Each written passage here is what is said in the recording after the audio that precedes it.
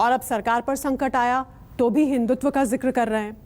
उद्धव ठाकरे दावा कर रहे हैं कि शिवसेना और हिंदुत्व अलग अलग नहीं है, लेकिन उन्हीं के विधायक उद्धव ठाकरे को हिंदुत्व से भटका हुआ बता रहे हैं। सवाल यह है कि क्या हिंदुत्व के बजाय सॉफ्ट हिंदुत्व की तरफ बढ़ना उद्धव ठाकरे के लिए बंटाधार लेकर आया? क्या हिंदुत्व से जुड़े मुद्दों पर चुप्पी साध लेना उद्धव के लिए खतरा बन गया? ये रिपोर्ट देखिए और समझिए आखिर उद्धव का हिंदुत्व बाल ठाकरे के हिंदुत्व से अलग कैसे है।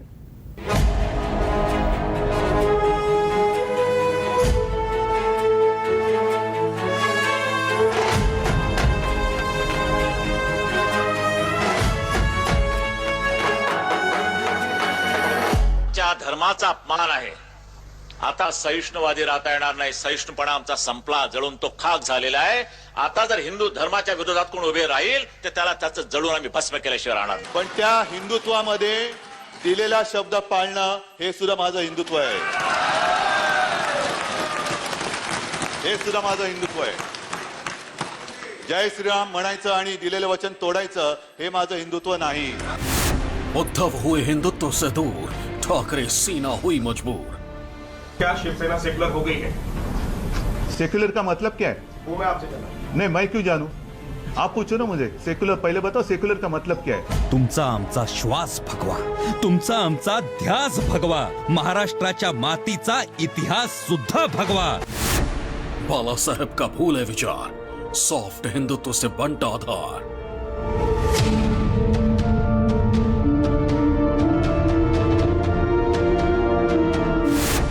हनुमान चालीसा पर छेड़ा रंज, महंगा पड़ा शिवलिंग पर तंज।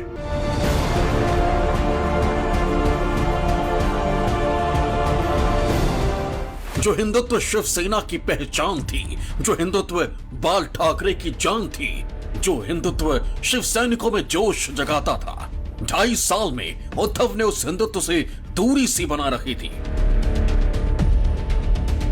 उद्धव भले ही हिंदुत्व को शिवसेना से अलग ना मानते हो, लेकिन बाल ठाकरे के हिंदुत्व और उद्धव ठाकरे के हिंदुत्व में फर्क साफ नजर आने लगा। और यही वजह है कि उद्धव ठाकरे का सॉफ्ट हिंदुत्व कार्ड उनके लिए आत्मघाती साबित हो रहा है। शिवसेना म्हणाल तर शिवसेना आणि हिंदुत्व हे दोन घट्ट एकमेकांमध्ये गुंफलेले जोडलेले हे शब्द आहेत।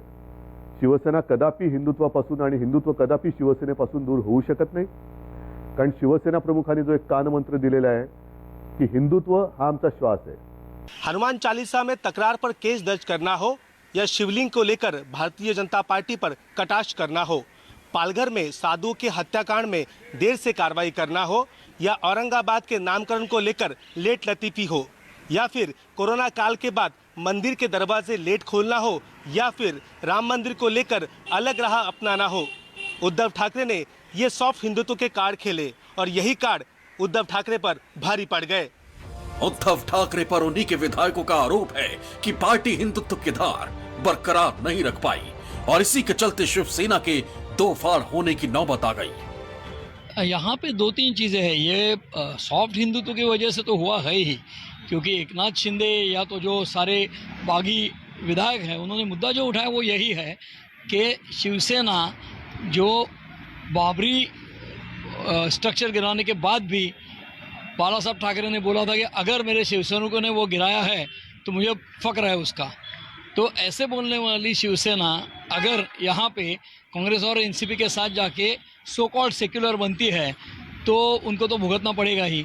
महाराष्ट्र की सियासत में हनुमान चालीसा का चैप्टर परवान चढ़ा तो उद्धव ठाकरे को हिंदू विरोधी होने का तमगा दिया जाने लगा।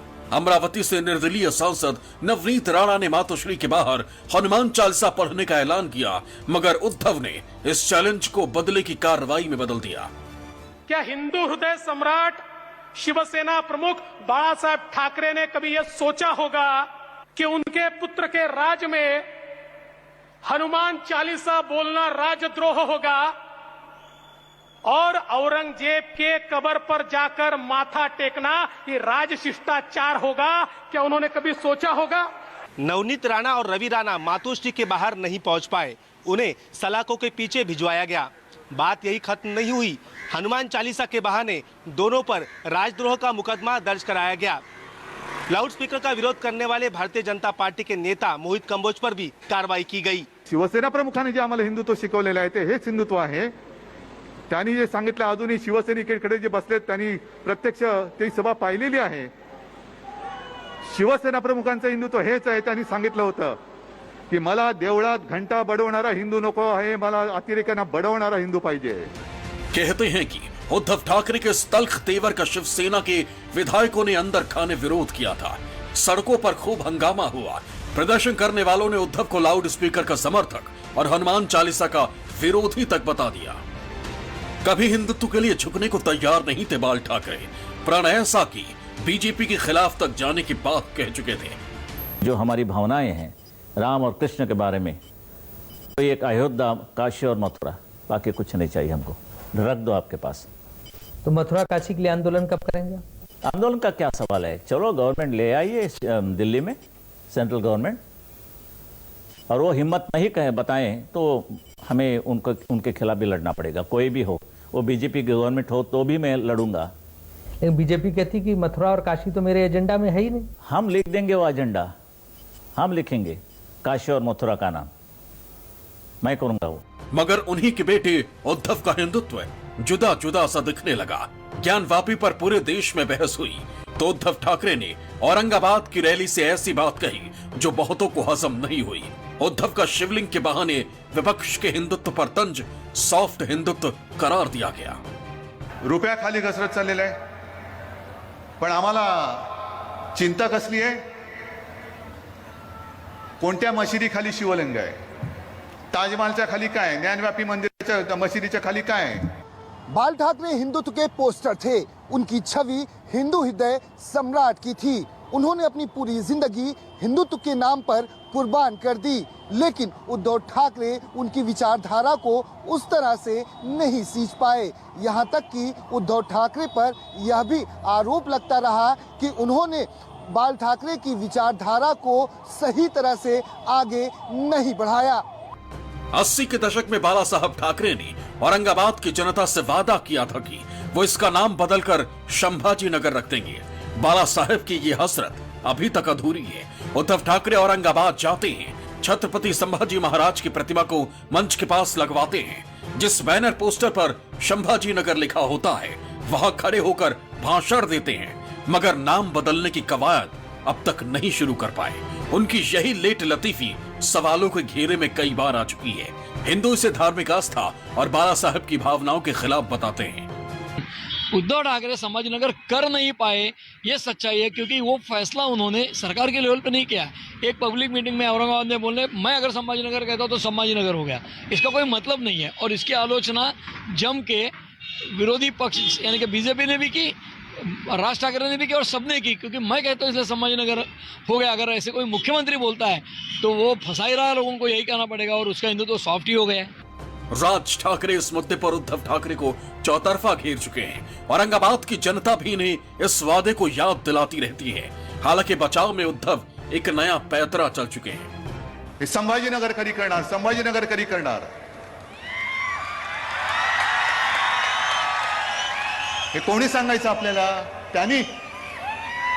संभाजीनगर माझ्या वडिलांनी वचन दिलेलं आहे. शिवसेना प्रमुख हिंदू हृदय सम्राट बाळासाहेब ठाकरेंनी दिलेलं वचन आहे.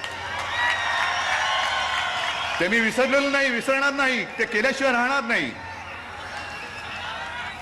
पण आधी मला जे ओरडतायत, बोंबलतायत, म्हणजे तुम्ही नाही हो पलीकडचे, की संभाजीनगर कधी करणार, त्यांना मला सांगायचं आहे की जवळपास 1-1.5 वर्ष झालं विधानसभेमध्ये ठराव मंजूर झालेला आहे, कॅबिनेटने मान्यता दिलेली आहे. एक सुरुवात म्हणून माझ्या या संभाजीनगर विमानतळाचं नाव छत्रपती संभाजी महाराज विमानतळ करा असा ठराव आम्ही केंद्राकडे दिलेला आहे. उद्धव ठाकरे पर पहली बार हिंदुत्व से भटकने का आरोप उस वक्त लगा जब पालघर में 2 साधुओं की हत्या हो गई. दावा किया जाता है कि पुलिस की मौजूदगी में ही 2 साधुओं को पीट पीट कर मार डाला गया. पूरे मामले पर बीजेपी हमलावर रही, सीबीआई जांच की मांग करती रही, और जब कार्रवाई की बात हुई तो उद्धव सरकार ने कदम पीछे खींच लिए. उद्धव सरकार पर एक्शन में देरी करने का आरोप लगा. यहाँ तक कि जांच में लापरवाही को लेकर भी संत समाज ने सवाल खड़े किए और नाराजगी जाहिर की. पालघर की घटना के बाद उद्धव सरकार ने जिस तरह से हिंदुत्व की लाइन अपनाई वह उनके तमाम सहयोगी दलों को रास तो आई, लेकिन वह शिवसेना की लाइन से बिल्कुल ही अलग थी। इथे आमचा राग आहे, इथे आमचं रक्त सळसळतं, हिंदूंचं रक्त सळसळतं। मला एक दिवस या देशाचा पंतप्रधान बनवा, फक्त एक दिवस, एक दिवस। से अलग हुआ हूं, हिंदुत्व से नहीं। हिंदुत्व और बीजेपी अलग है। बीजेपी का मतलब हिंदुत्व नहीं है, हिंदुत्व अलग है, बीजेपी अलग है। तो हम बीजेपी से अलग हुए हैं, हिंदुत्व से नहीं। बाल ठाकरे की बनाई हुई पार्टी और 2.5 साल की सरकार हाथ से जाती दिखी तो उद्धव को उस हिंदुत्व की याद आई जो शिवसेना की थाती है। हालांकि उद्धव पर आरोप लगता रहा कि कोरोना काल में जब महाराष्ट्र खुल रहा था तब उन्होंने जानबूझकर मंदिरों के दरवाजे देरी से खुलवाए। जब दूसरे राज्यों में जिंदगी पटरी पर लौट रही थी तब महाराष्ट्र के मंदिरों में जाने की मनाही थी। बीजेपी ने इसे लेकर उद्धव सरकार के खिलाफ मोर्चा खोला और उद्धव को मंदिर विरोधी बता दिया। ये बात भी शिवसेना की हिंदूवादी छवि के खिलाफ गई। देखिए, वो सीबीआई की जांच कराना तो किसी भी स्टेट के लिए थोड़ा सा मानहानि वाला मामला रहता है, क्योंकि आपकी स्टेट की पुलिस नहीं कर रही इंक्वायरी, इसलिए आपको सीबीआई जाना पड़ रहा है। वो तो कोई स्टेट अपने से करेगी नहीं अनलेस पॉलिटिकल मजबूरी हो। लेकिन साधुओं का जो इंसिडेंस हुआ उससे सरकार को भुगतना 100% पड़ा है, क्योंकि अभी भी जब ये एकनाथ शिंदे का बागीपन और ये सारे विधायक छोड़ के जा रहे हैं तब सोशल मीडिया में बहुत सारे जो मीम्स आ रहे हैं उसमें पालघर के साधुओं का भी जिक्र है। तो वो वन ऑफ द पॉइंट्स एक मुद्दा तो पक्का है और उसे खामियाना भुगतना पड़ा ही है। अयोध्या में भव्य राम मंदिर का मुद्दा जितनी तेजी से बीजेपी ने लपका, शिवसेना उतना ही इस मसले पर देरी कर गई। कहते हैं कि उद्धव 3 बार अयोध्या गए मगर ये काफी नहीं था। इसके अलावा आदित्य ठाकरे को अकेले ही अयोध्या भेजने का फैसला भी शिवसेना के विधायकों की बगावत की वजह बना। तुलना की जाती है कि बाल ठाकरे ने शिव सैनिकों को बाबरी गिराने में सबसे आगे बताया, जबकि उद्धव ठाकरे की राम मंदिर पर रणनीति उतनी कारगर नहीं रही। उद्धव ठाकरे बार बार ये सफाई देते थे कि मैं हिंदुत्व छोड़ा नहीं हूँ, हमारा हिंदुत्व कुछ और है, हम सबको हमारा हिंदुत्व सबको साथ लेकर चलने वाला है। लेकिन ये बात सही है कि जो हिंदुत्व बाला साहब ठाकरे की था वो हिंदुत्व उद्धव ठाकरे का नहीं है, और ये इसको लेकर के विधायक काफ़ी असहज थे। उनको ऐसा लगता था कि हम जिस की पहचान लेकर के हमारी पार्टी और हम आगे बढ़े हैं उसमें कहीं ना कहीं हम कमज़ोर पड़ रहे हैं। और भारतीय जनता पार्टी इस चीज़ को बार बार उठाती थी कि शिवसेना ने हिंदुत्व को छोड़ दिया है, शिवसेना ने हिंदुत्व को छोड़ दिया है। उद्धव ठाकरे ने जब बीजेपी से रास्ते जुदा किए तो हिंदुत्व का नया हीरो बनने का ख्वाब पाला था, लेकिन महाअघाड़ी दल के मोह में उद्धव का हिंदुत्व प्रेम छिटक गया। जिन मोदी को मौजूदा वक्त में हिंदुत्व का सबसे बड़ा चेहरा माना जाता है उनके खिलाफ कई बार कटाक्ष करने में नहीं चूके उद्धव, और मोदी के खिलाफ यही बयानबाजी उनके खिलाफ महाराष्ट्र में रोष बन गई। मैं तो फकीर हूं, झोली पहन के, ये झोली बिली है माझी, अशी दरिद्री कर्मदरिद्री विचार आमचे नाहीयेत। सिर्फ मोदी ही नहीं, संघ प्रमुख मोहन भागवत के खिलाफ भी उद्धव ठाकरे कई बार ऐसा बोल चुके हैं, जिसे हिंदुत्व के विचारधारा के बिल्कुल उलट माना जाता है। डोक्यात मेंदू असेल तर त्या मेंदूत हिंदुत्व असायला लागतं, टोपीमध्ये हिंदुत्व नसतं कधी। आणि भगवी टोपी घालून जर तुम्ही हिंदुत्व दाखवत असाल तर आरएसएस ची टोपी काढी का? जिस कट्टर हिंदुत्व को लेकर के बाल ठाकरे आगे चल रहे थे, पार्टी को आगे बढ़ा रहे थे, उन्होंने वो मंचों से, सार्वजनिक मंचों से, उस जमाने में जब भारतीय जनता पार्टी हिंदुत्व की बात करती थी तो उनके मंचों से साफ बात होती थी।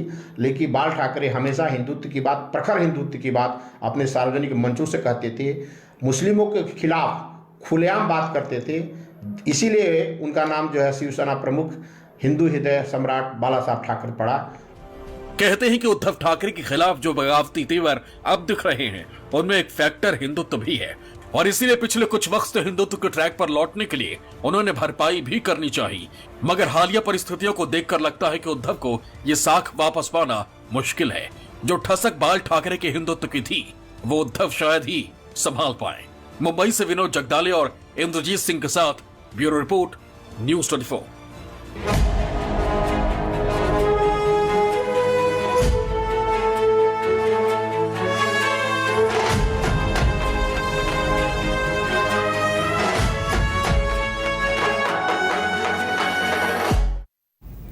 तो सॉफ्ट हिंदुत्व का साइड इफेक्ट भुगत रहे हैं उद्धव ठाकरे, ये यक्ष प्रश्न है। एक छोटा सा ब्रेक, देखते रहिए न्यूज़ 24।